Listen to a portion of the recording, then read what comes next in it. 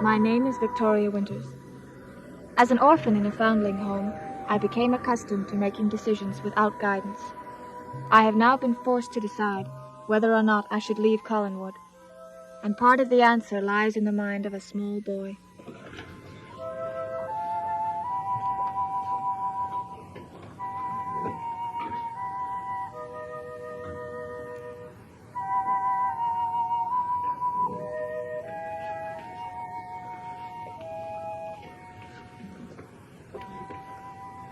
What are you doing? What does it look like I'm doing? Looks like you're packing your things to go away. That's what you wanted, isn't it? Well, that's what I said I wanted. You said, and I think I'm quoting you pretty closely. You said, I hate you. You said, if you die, I won't even come to your funeral. You said, I hope you stay in that locked room for the rest of your life. Did I say that? You certainly did. I didn't mean it. Not all of it. Really? What part didn't you mean, David? Well, if you died, I would come to your funeral. Well, I suppose that's something. Why would you come to my funeral? Because I like funerals.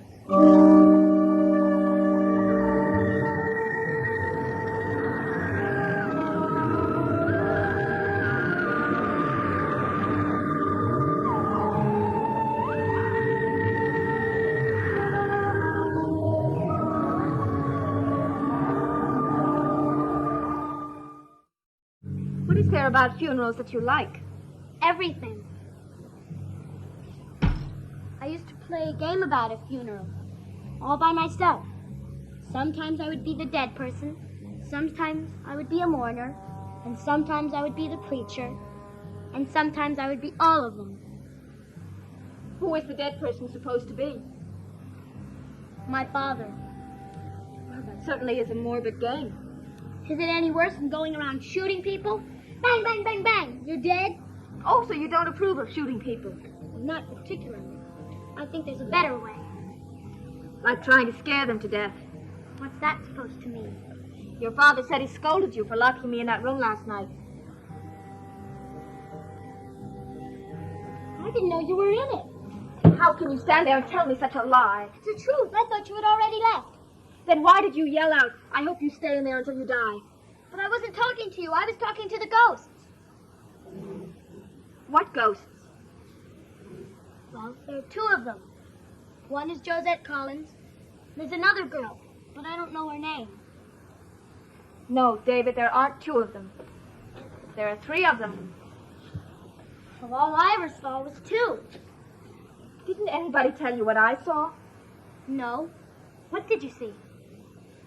I saw the ghost of Bill Malloy. I don't believe it. All right, David, you don't have to believe it. I know I didn't believe you when you told me about your ghosts, but I do believe now. What did he do? Did he talk to you? Yes, he talked to me. He told me to leave Collinwood. Oh, but you can't leave now. Why not? Just can't, that's all. You just can't. Well, that's why I'm packing, because I thought you wanted me to leave. That was before I knew. Before you knew what? You had seen a ghost. Besides me, you're the only person that ever has. What difference should that make? Well, if they let themselves be seen by you, then that means they like you and they want you to stay. Oh, no. He told me to leave before I was killed the way he was. Then that means that his death wasn't an accident. I knew it all the time. He was murdered. What makes you say that? Well, if it had been an accident, well, he wouldn't have come back. It's the same way with Josette Collins. She didn't fall off Widow's Hill. Somebody pushed her. And that was more than 100 years ago. Mr. Malloy's ghost will keep coming back for 100 years, until they find out who killed him. You must know something about it. No, I don't. Well, you could know and not even know it. That's nonsense. No, it isn't either. Please, Miss Winters, don't leave Collinwood. But I can't stay. I want you to stay. Because I want you to stay. Oh, Did I David. just hear right? David, are you begging Vicky not to leave Collinwood? Yes, she has to stay. You did say you'd leave it up to David, Vicky. Well, this is for an entirely different reason. She saw Mr. Malloy's ghost. You can call me anything you want. You can beat me till I'm black and blue, but please make Miss Winters stay here. That's exactly why I came in here. Now, why don't you leave us alone, David? I'll do anything you say. Please, Miss Winters. Wow. What brought all that on? Well, it would seem that any friend of a ghost is a friend of David's. Now, Vicky, it's broad daylight. You're not locked up in that room, and there's no thunder and lightning, right? Right. So now that you think back on it, did you really see a ghost? Or were you just dreaming? I may have been dreaming, but what I saw was real. Oh, I don't mean it that way. It was unreal and supernatural. But even if I was dreaming, I certainly didn't dream that seaweed on the floor. He left seaweed on the floor? Mm-hmm. I wrote it all down. I'll show you.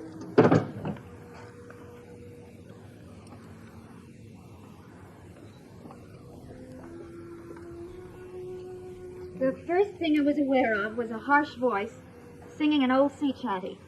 What will you do with a drunken sailor? That was Bill Malloy's favorite song. Well, then that proves something, doesn't it? I guess so. But I'm not sure what.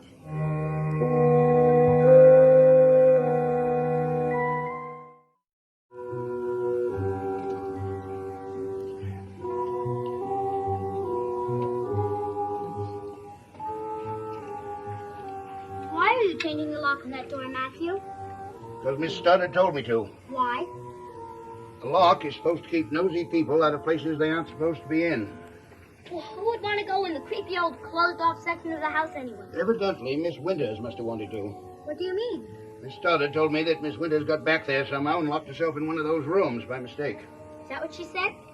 She did. Well, then I guess that must be what happened.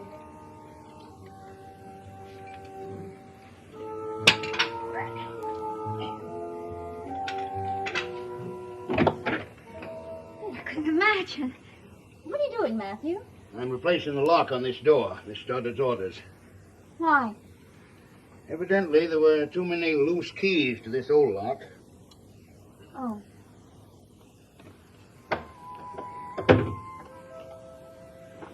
Vicky, you did say you'd leave it up to David.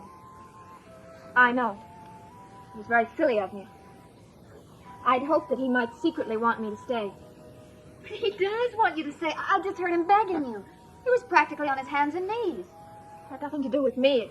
It was the ghosts. And that's no reason. Then what about your search? What about trying to find out who you are? Who your parents were? Are you just going to give that up too? No. I'll never give that up. I'll just have to try looking someplace else. Actually, I haven't learned one thing here that I didn't already know.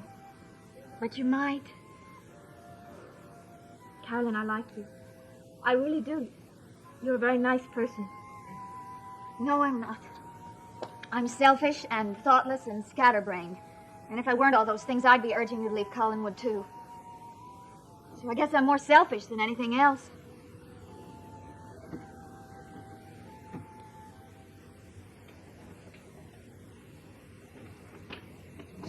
Matthew, you better come and see what I just found. What? Well, on the stairs going downstairs, the rug is too loose and somebody's liable to trip and break their neck. Maybe I'd better have a look at it. The ghost said distinctly that he had been murdered, and that the murderer was someone who lived in Collinsport. Then it said that the same thing might happen to me. Now, you wouldn't like to see that happen, would you? Of course not. I just can't believe it. If only there was some way we could get back into that room, then I could show you.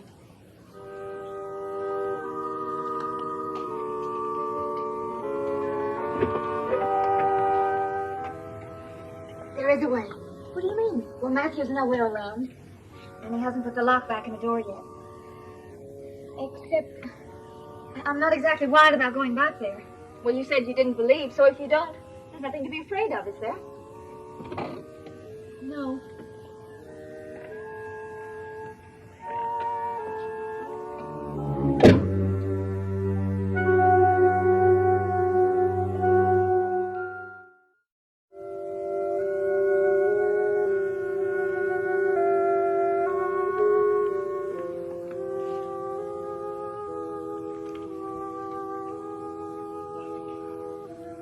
knew immediately that it was Mr. Malloy, or the ghost of Mr. Malloy. He was wearing the same clothes in which I had last seen him. He was soaking wet, as though he just dredged up from his watery grave. There was seaweed hanging from his shoulders. It was the most horrible sight I have ever seen in my life.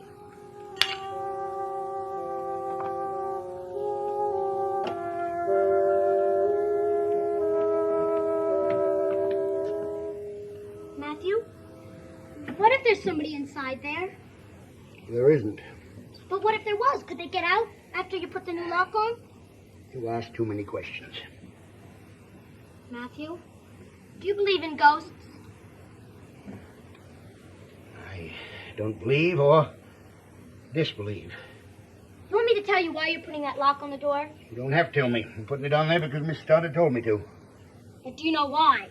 I don't care why. Well, I'll tell you anyway.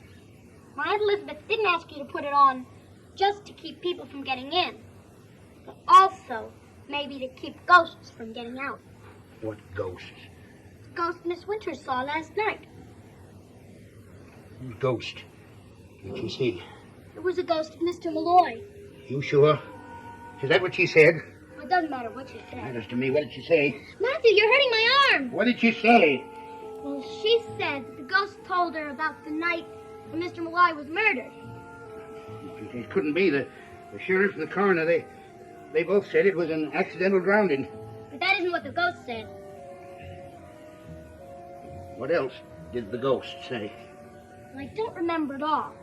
But it did say that somebody killed Mr. Malloy. You know, I thought so all along, didn't you? No, I didn't. I didn't think anything about it at all. Listen, Matthew. Before you finish putting the lock in, why don't you let me take you inside to see the room? What room? The room that Mr. Malloy's ghost came to visit Miss Winters in. I wouldn't like that at all. How do you know, Matthew? Maybe it's still in there. No, I don't want to. Wouldn't you like to talk to Mr. Malloy again? Why should I? Well, maybe he would tell you who killed him. He slipped and fell. Nobody killed him. I've got too much to do. Stand here and listen to your foolish stories. They aren't foolish stories, either. Besides, I think someone's back there right now. That's impossible. In this house, nothing is impossible. This is the place. And here is the key that was so thick it wouldn't fit under the door. Do you really think we should go in there? Well, we're here now. And just to be on the safe side, I'm going to hang on to this.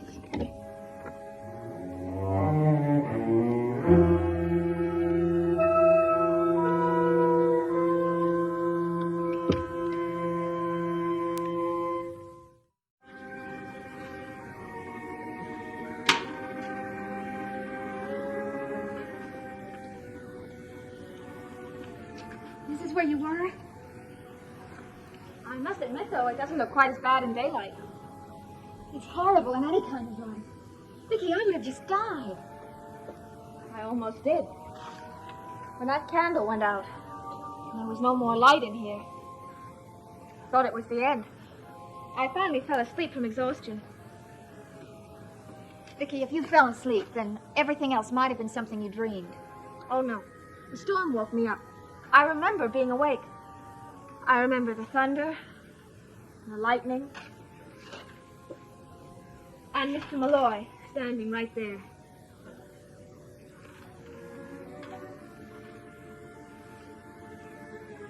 Right here, he was dripping with seaweed. I don't see any seaweed. Well, I don't understand. I'm sure there was some here when I left. Vicky, maybe the whole thing, I mean every bit of it, was just a part of a dream you had. Maybe. But it was no dream when I couldn't get this key under the door. How could you do that? Well, I thought if I slid a piece of paper under the door, I'll show you. I don't see what good that would do. Well, you will. There. pin. I took a hairpin out, and I poked at the pin. I poked at the key through there, so that it would fall on the paper, and I would pull the paper back underneath. You see.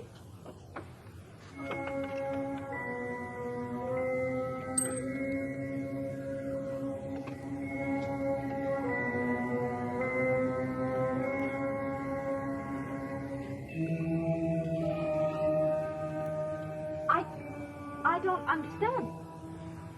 It wouldn't come through last night. If it had, I could have unlocked the door and gotten away. Maybe you weren't supposed to. Why? I don't know why, but let's just get out of here. Carolyn, have you ever heard of a firm called Garner and Garner? Sure, they're my mother's lawyers in Bangor. Why? There seems to be some kind of a ledger sheet. What about it? This name, B. Hanscom.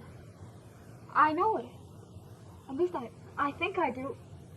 I don't know what to think. This could be the clue I've been waiting for. Then there's a reason for you to stay at Collinwood. I don't know.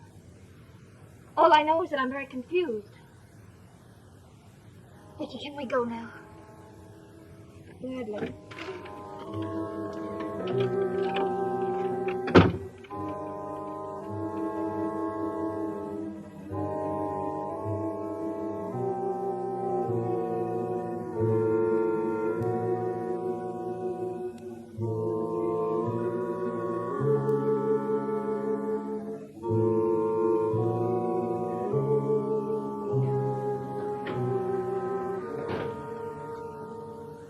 What are you doing? Spying on us? No, honest I wasn't. I was just worried when I saw you go in the secret door. I'm tired of being spied on by a miniature police force. I wasn't worried about you. I was worried about Miss Winters. David, are you actually beginning to like me? Miss Winters, I love you.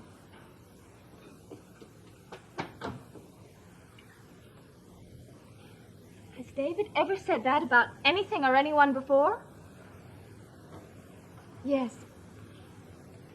Once when he lived in Augusta, he had a little kitten he told me he loved. Oh? What happened to it? He drowned it.